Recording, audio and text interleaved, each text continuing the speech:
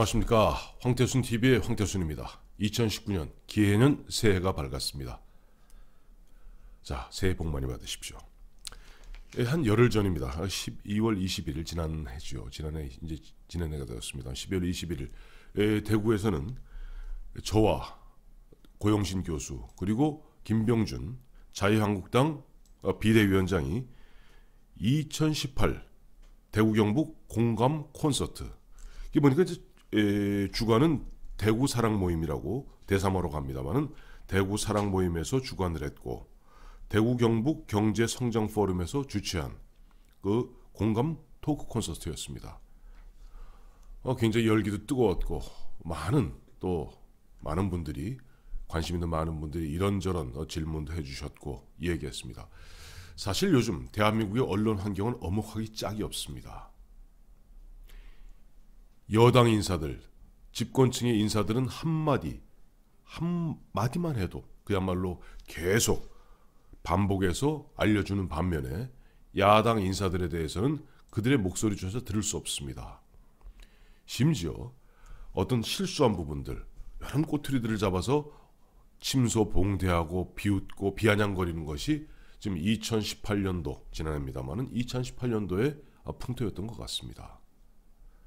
그런 분위기에서 저도 사실 지난해부터 황태순TV 하고 있습니다만은, 어떻게 보면 황태순TV에서 해야 될 것은 온건하고 개혁적이고 그야말로 우리 사회의 어떤 중심 틀을 구성하고 있는 그런 분들이 좀 목말라 하는 이야기들, 또 궁금해하는 이야기들을 갖다가 전해드리는 것이 황태순TV의 역할이고 소임이라고 생각합니다.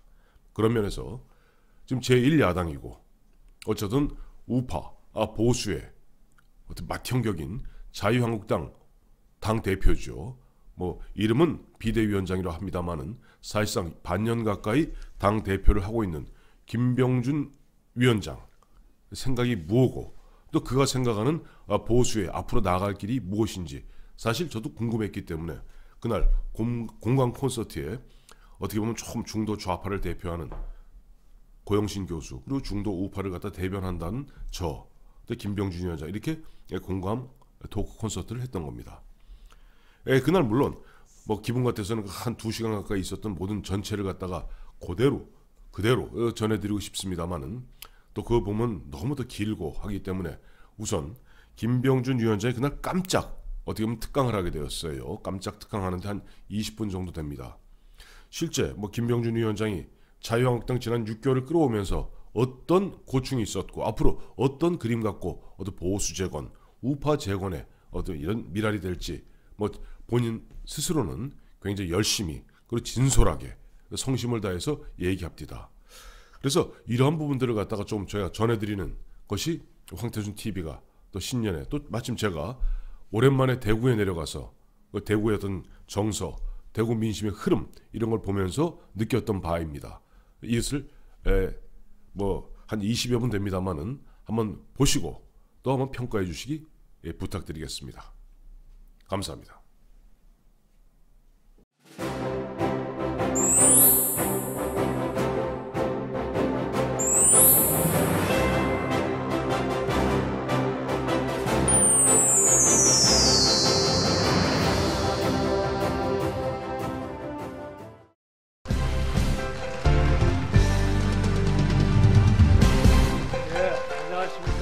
다시 인사드리겠습니다.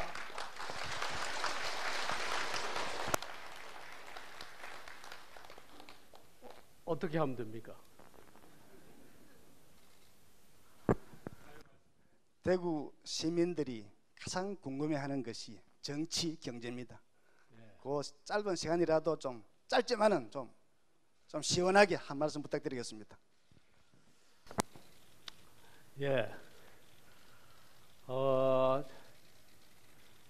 정말 좀 당황스럽습니다. 갑자기 강연이 아니라 그러면 한 10분 정도 써도 되겠습니까? 한 10분 정도 제가 지금 하고 있는 일, 또 한 일에 대해서 몇 말씀만 제가 드리도록 하겠습니다. 이렇게 이야기 드리겠습니다. 제가 지금 7월 달에 비대위원장직을 맡아서 지금까지 이제 몇 개월 동안 지금 해왔는데 굉장히 저한테 힘든 부분이 있었습니다. 가장 힘든 시기가 제가 비대위원장 맡으면서 그 초창기였습니다. 초창기에 왜 힘들었는가 하면 아까 이 점심 식사하면서 그 우리 선배분들께 이야기를 드렸습니다만은 제가 생각하고 있는 한국 보수 내지는 우파의 그 개혁과 그 다음에 일반 국민들이나 당원들이 저한테 요구하고 있는 그 개혁의 스케줄이 그 의제와 스케줄이 잘 맞질 않는 겁니다.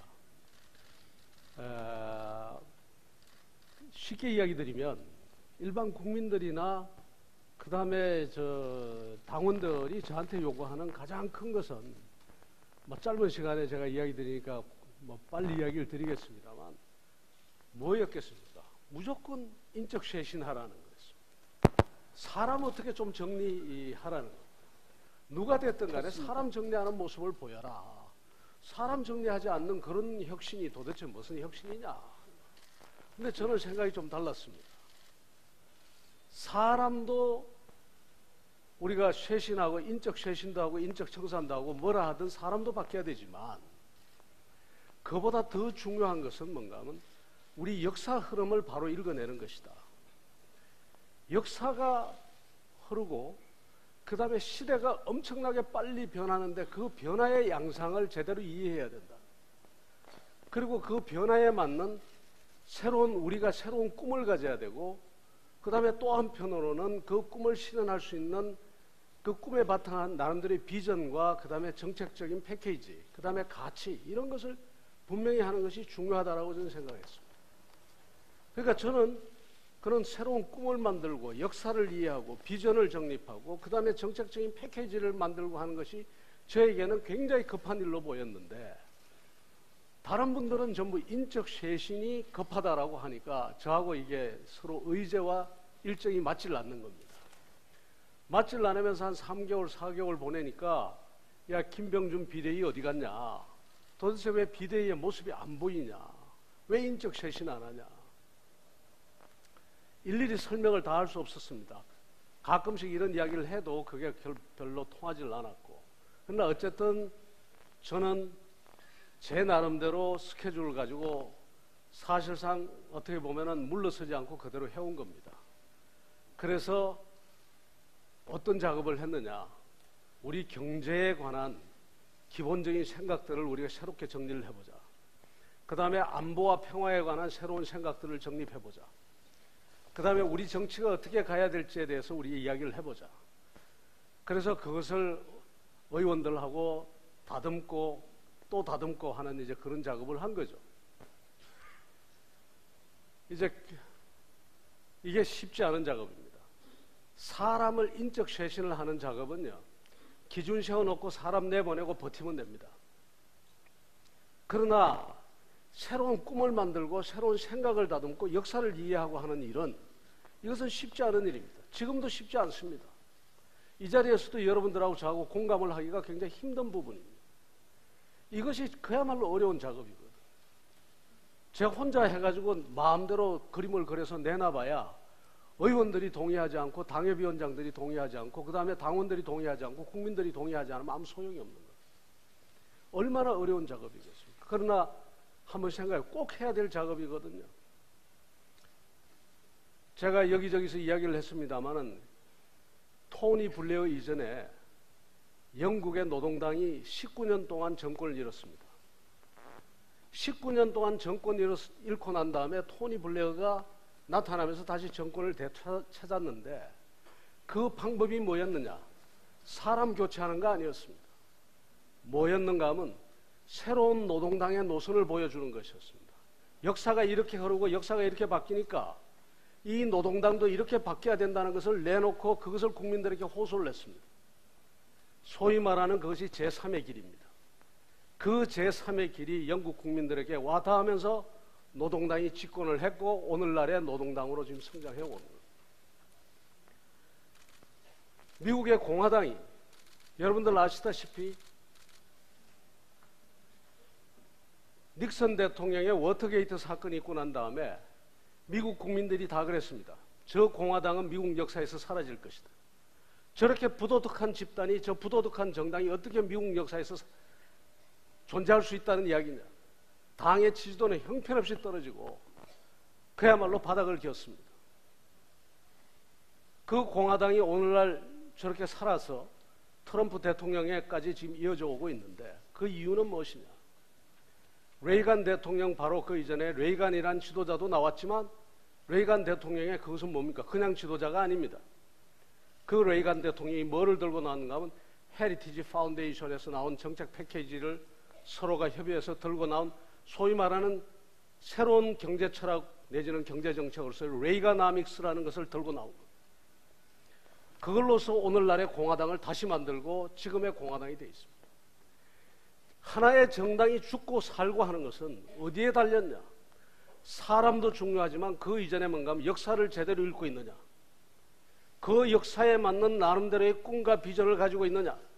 그것을 실현시킬 수 있는 그러한 정책적인 패키지를 가지고 있느냐? 이겁니다.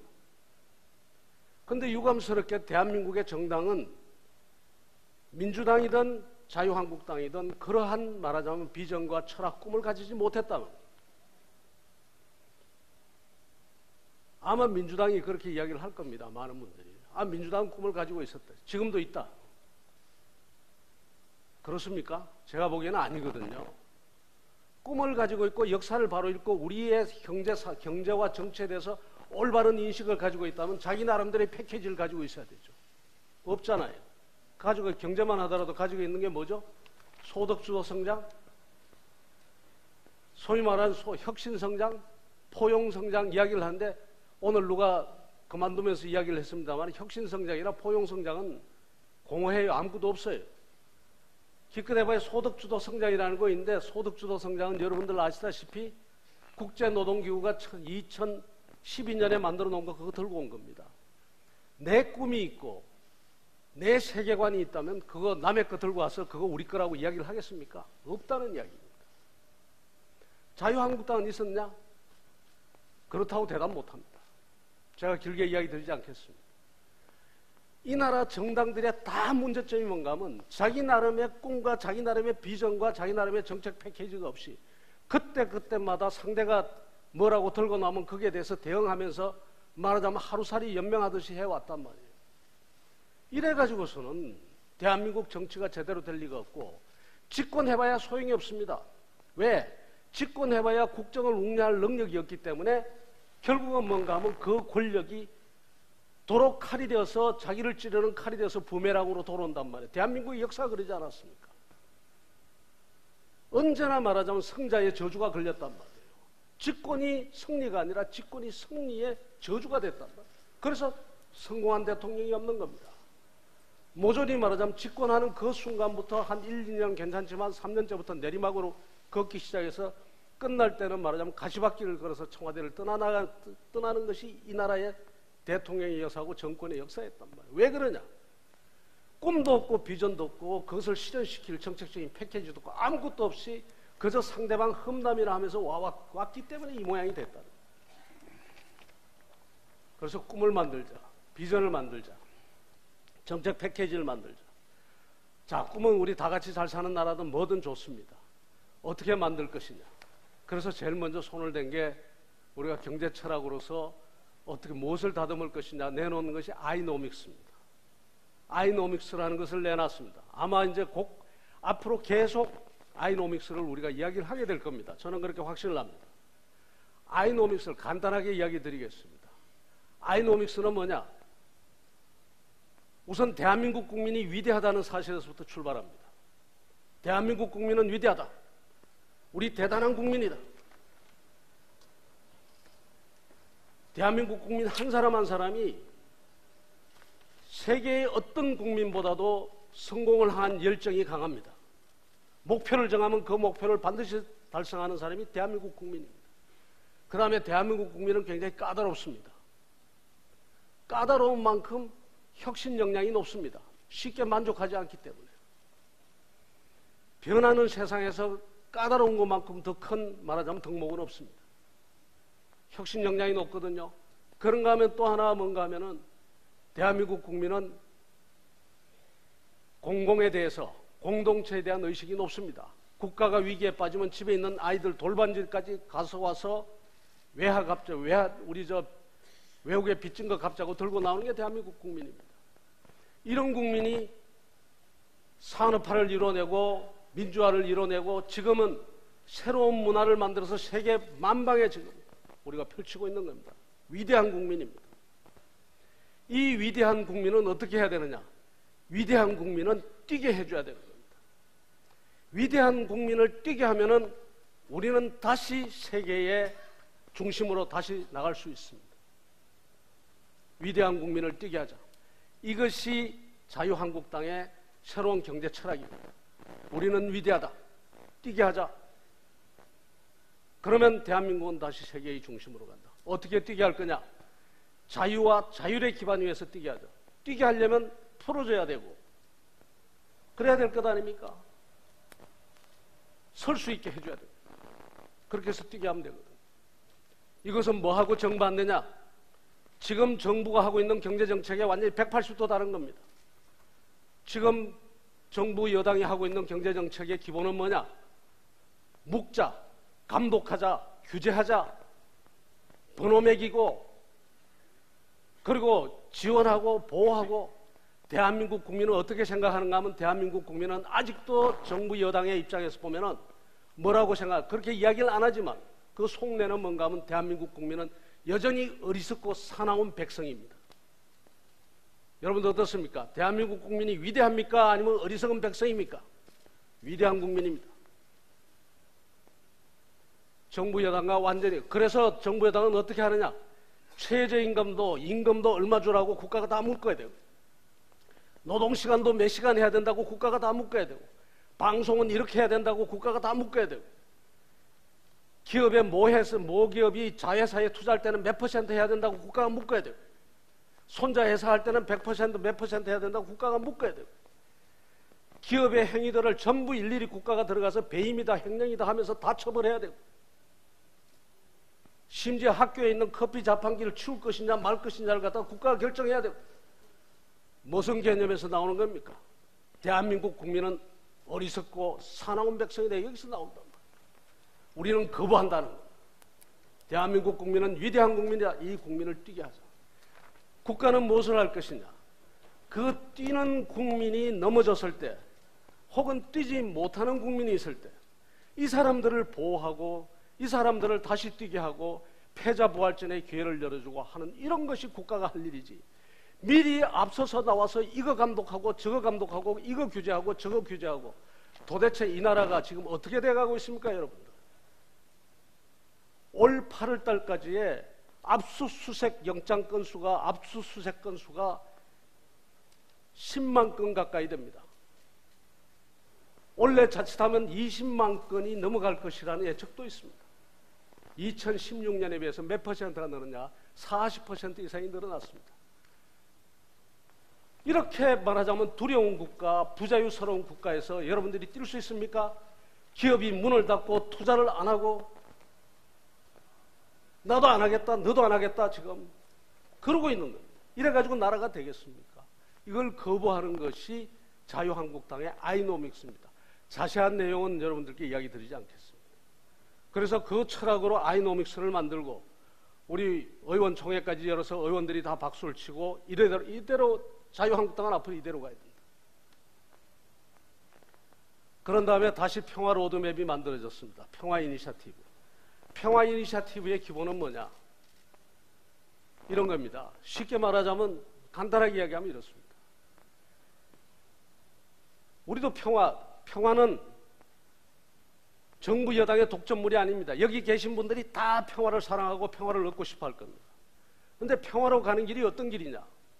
평화로 가는 길이, 정부 여당은 어떻다고 생각하는가 하면 그 평화로 가는 길에 고속도로가 놓여 있다고 생각합니다. 고속도로니까 어떻게 가겠습니까? 있는 대로 기아 5단까지 넣고 그냥 쌩 달려가는 겁니다. 저희들은 그렇게 보지 않습니다. 자유한국당은 평화로 가는 길이, 평화도 우리도 평화로 가야 돼, 반드시 가야 될 평화라는 길이 있는데 그 평화라는 목적지까지 우리가 가기 있는데 그 길은 어떤 길이냐? 울퉁불퉁 아직도 비포장길입니다. 비포장길이니까 돌아봐야 되고 살펴야 될 것이 많다는 이야기입니다. 정말로 저 사람들이 북한에 핵을 갖다가 철거할 것인지, 참 폐기할 것인지, 이런 것도 다 살펴야 되죠.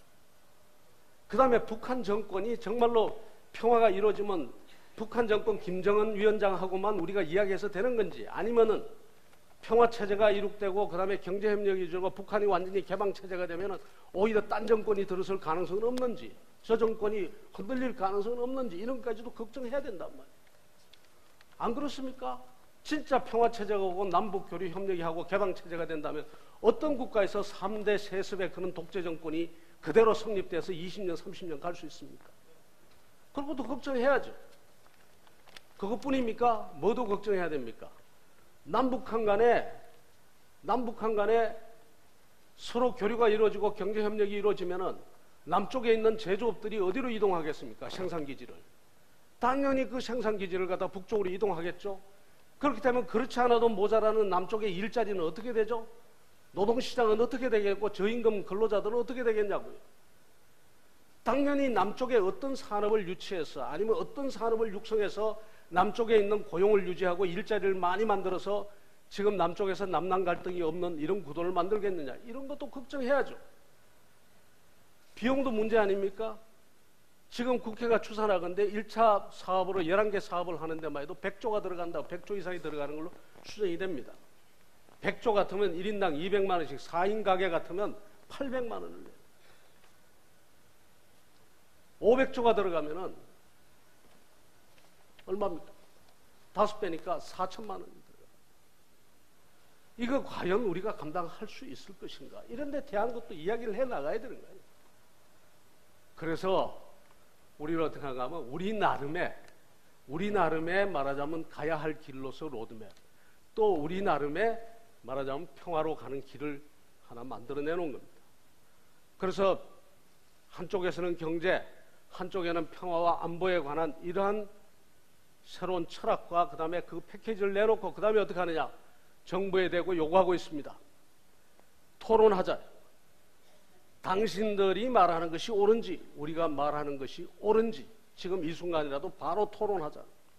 최소한 뭐는 없어졌냐. 이때까지의 정부 여당이 야당한테 대한 공격이 제일 먼저 심한 공격이 뭔가 하면 대안 없이 비판한다는 겁니다. 대안 없이 비판한다는 공격을 야당은 끈질기게 받아왔습니다. 그것이 야당이 어느 쪽이 야당이 되든 간에.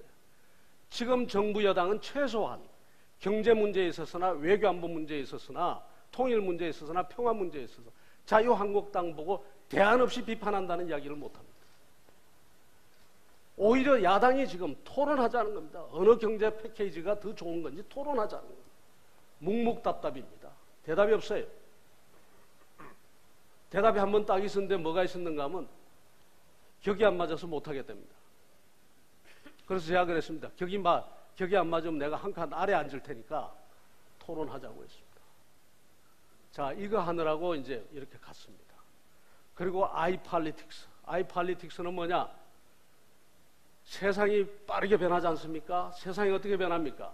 개인이 중심이 돼서 그 개인이 전부 연결돼서 플랫폼을 형성하면서 갖가지 혁신을 만들어내고 있습니다. 옛날처럼 덩어리 져서 이렇게 움직이지 않습니다. 어떤 사람이 아이디어를 가지고 있고 어떤 사람이 자본을 가지고 있고 어떤 사람이 기술을 가지고 있다면 모르는 사람들끼리도 연결해서 플랫폼을 만들어서 새로운 사업을 하고 이러면서 세상 변화를 끌고 갑니다. 그런데 정치는 어땠냐 이때까지.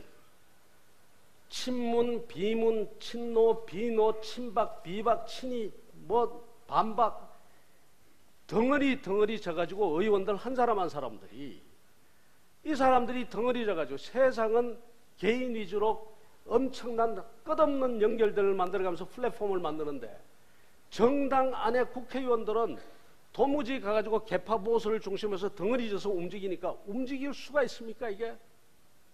이걸 풀어야 된다는 겁니다. 개파주의를 완전히 배제하고 개파주의를 타파하고 의원 한 사람 한 사람이 헌법기관으로서 정책적인 주체로 나타나가지고 이 사람이 자당 내에 여러 사람들과 자유롭게 연결하면서 심지어는 상대 당에 있는 의원까지도 끌어들이면서 연결하면서 새로운 정책들을 끊임없이 만들어내야지만 대한민국의 정치가 변하는 사회를 따라간다. 이런 정치 만들어야 되겠다. 아이팔리틱스.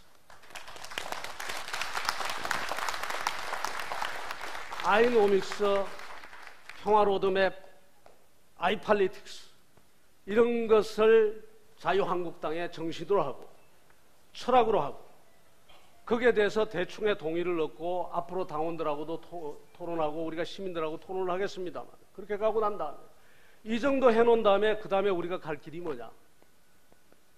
개파 해체하고 더하고 가야 할 길이 뭔가? 이제 인적 쇄신해야 되겠다. 그래서 이번에 인적 쇄신하는 겁니다. 인적 쇄신도 한 번만에 절대로 안 됩니다. 많은 분들이 저한테 요구합니다. 더 잘라내라, 더 바꿔라. 충분히 이해합니다. 거기서 반은 잘라내야 된다. 이해할 수 있습니다. 그러나 심하면 어떤 문제가 생기느냐? 작아도 문제고 많아도 문제입니다. 많으면 어떤 거냐? 소위 분당이 되고 서로가 흩어지고 또다시 갈등이 일어납니다. 그래서 제가 그렇게 생각합니다. 인적 쇄신은 1차, 2차, 3차, 4차가 있다. 1차는 어떤 인적 쇄신이냐? 이번에 저희들 당협위원장 교체하는 게 이게 1차입니다. 너무 많으면 곤란하고 너무 적어도 곤란하고 그래서 상징적인 분들을 포함해서 21명의 의원들을 당협위원장을 직을 박탈하고 그 다음에 원외 지구당 위원장 한 50, 60명 합쳐서 80명의 253개 지역구 중에 80명을 이번에 교체를 하는 겁니다. 2차는 언제가 2차가 될 것이냐? 2차는 그게 될 겁니다. 지도체제, 전당대회 하면서 지도자가 바뀌는 게 2차가 될 겁니다. 어떤 분은 나오고 어떤 분은 안 나오고 하면서 어떤 분은 또 안 나오도록 권유하고 어떤 분은 나오도록 이러면서 지도자가 리더십이 바뀌는 게 2차. 3차는 앞으로 2020년 선거 앞두고 공천하는 과정에서 다시 또 한 번의 인적 쇄신이 있을 겁니다. 그 다음에 4차는 언젠가 하면 국민이 선택하면서 다시 이분은 되고 저분은 안 되고 국민들이 선택한 국민에 의한 인적 쇄신이 이루어질 겁니다.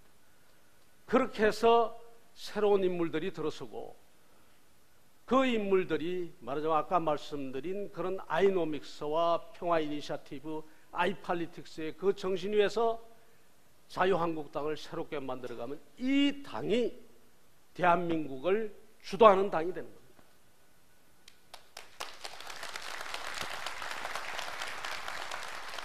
이 작업을 근데 여기까지 왔습니다. 앞으로 남은 기간 동안 있는데 제가 말씀이 좀 길었습니다만 어찌됐든 이런 형태로 가야지 저는 확신합니다. 이것이 자유한국당의 문제가 아닙니다. 제가 오늘 이 자리에서 이렇게 이야기하면 자유한국당 이야기냐? 자유한국당 이야기 아닙니다. 자유한국당이든 민주당이든 어느 당이든 하나가 바뀌어야지 다음 그 옆에 있는 당도 바뀌는 겁니다. 그래서 대한민국 정치가 바뀌는 겁니다. 지금 대한민국의 정당들은 다 아픕니다. 어떻게 보면 다 환자들입니다. 환자인데 어떤 환자는 자기가 환자인 줄을 알고 있고 어떤 환자는 자기가 환자인 줄도 지금 모르고 있는 겁니다. 그 차이만 있을 뿐이지 제 눈에 보면 다 환자입니다. 누가 먼저 고치고 누가 먼저 치료를 하느냐에 달렸는데 최소한 지금 자유한국당부터 지금 우리가 치료를 해나가는 겁니다. 그러면 옆에 당도 자극받아서 바뀌면서 우리 정치가 그나마 말하자면 조금 나아지고 모든 대통령이 집권만 하면은 그대로 가서 몇 년 뒤에 불행해지는 이러한 대한민국의 비극의 역사에 우리가 종지부를 찍을 수 있다. 저는 그렇게 생각합니다. 감사합니다.